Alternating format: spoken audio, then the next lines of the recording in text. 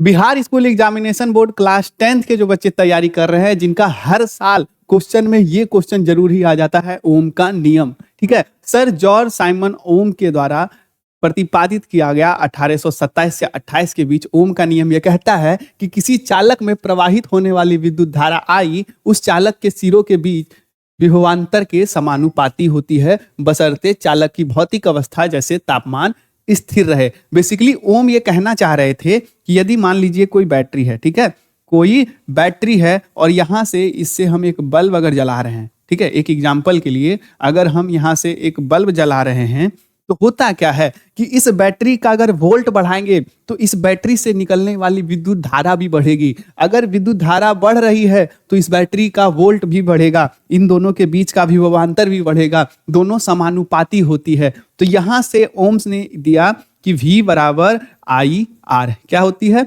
जैसे शुरू में तो उन्होंने क्या कहा कि वोल्ट जो है क्या है, वोल्ट जो है वो किसके समानुपाती होती है, धारा की। अब इसको बराबर करने के लिए आर आई, V बराबर आर आई। अब ये आर क्या है, आर है प्रतिरोध। क्या है, आर है प्रतिरोध को कहते हैं और इसी नियम को ओम का नियम कहते हैं। सर जॉन साइमन के द्वारा दिया गया प्रतिरोधकता का नियम या ओम का नियम सभी आपका सेम कहलाता है। बिहार बोर्ड का ये फेवरेट क्वेश्चन है, हर साल आता है। इसी तरह के और सभी इंपॉर्टेंट फैक्ट्स जानने के लिए, इंपॉर्टेंट जानकारी के लिए हमारे चैनल को सब्सक्राइब करें।